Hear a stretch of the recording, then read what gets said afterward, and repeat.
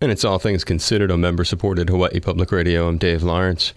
Tonight and tomorrow, a very special performer is in the islands associated with that song you probably remember called Panama Red. Maybe you remember New Riders of the Purple Sage, or perhaps you remember the Earth Opera Band from the 60s that had David Grisman in it. They opened a bunch of shows for the Doors.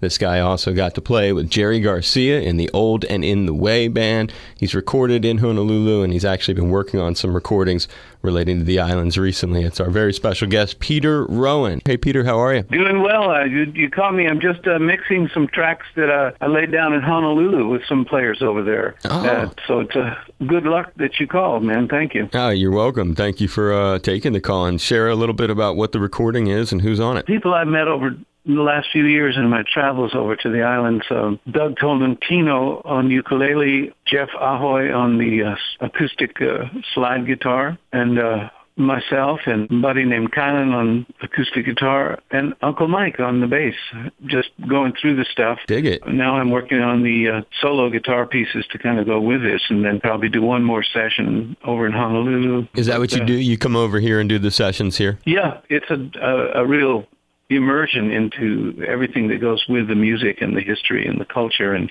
the players and everything. And super, super nice people. And when I was over there last time, I met Cyril Pahanui, and he treated me like an old friend, and I'd never met him before. But I think, we're all brothers of the musical journey. It was great. I love meeting all the folks in the Hawaiian side of, I would say, our common music, which is acoustic-based music. Young Peter Moon Jr. was there with Cyril, as was Jeff Ahoy on the steel guitar. Well, one of the things next time you're going to be coming through, you got to drop in. We have this Atherton Performing Arts Studio just in there with Roger McGuinn from the Byrds the other day. Had Hot Tuna in there a couple weeks ago. It's your studio right there at the radio station, right? Yeah. I love that room. That is the best. Maybe even could do a little bit of the record itself. That's what I'm saying. You never know what could be a great facilitator. It's right here in town. It's a great room. You know the room. So it'll be for a future. Now you have some incentive to...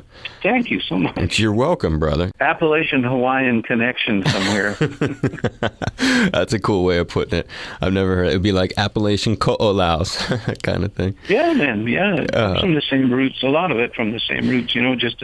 The island music has its own special quality. Yeah. But whatever was country music was Hawaiian music at one point. Jimmy Rogers had Joe Kaipo playing steel in his band. And his first hit record was Everybody Does It in Hawaii, which is, like a ragtime tune. Unusual connections, and there's one that you have that leads to a few different places. It's Earth Opera and Cats coming together, including David Grisman with you. Yeah, David and I played together for about 10 years. When I left the Bill Monroe Bluegrass Boy Band, David and I hooked up, and we formed this band, Earth Opera, and we spent a lot of our time opening shows for the Doors, which was strange as it would have seemed at the time. They really were working hard to put us out there. They believed in us, The Jim Morrison time that you spent around him, did you get to hang with him, talk to him? Got any stories, any memories that are helpful? No, we never partied. It was just backstage during the shows. And sometimes we'd have a shared dressing room, when he was hungry to do his job.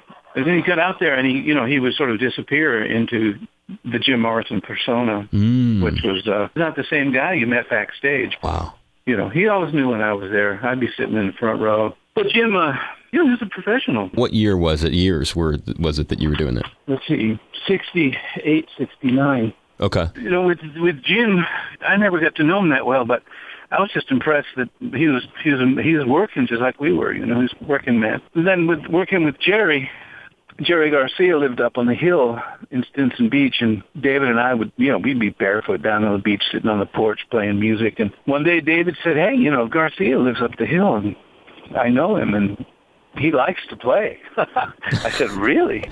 And the Jerry, to me, I didn't know him that well. We went up there to Jerry's house, and they had this sign outside that said "Sans Souci," which I think means no problem. Without hassle. And Jerry, at the time, the Grateful Dead weren't touring, so he was just a happy guy. Man, he was home. And he didn't have any pressure. It was great. And they had a little studio for Jerry, and he recorded his own, he did a lot of his work on this album called Garcia. He graced my efforts with by recording Mississippi Moon. And he's the guy who told me that the new writers of the Purple Sage were looking for material, and why didn't I just go by their rehearsal space? I said, me just show up? He said, yeah, man, I'll let Nelson know you're coming.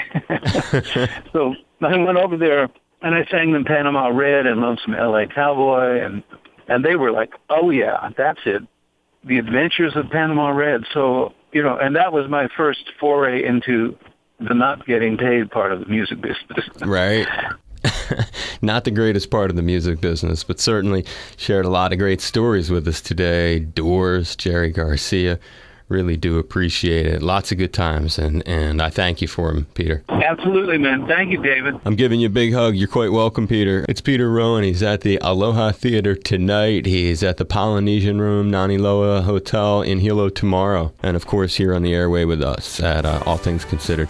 Be safe, Peter. Travel safe. Thank you, brother. Aloha. Aloha. Panama Red.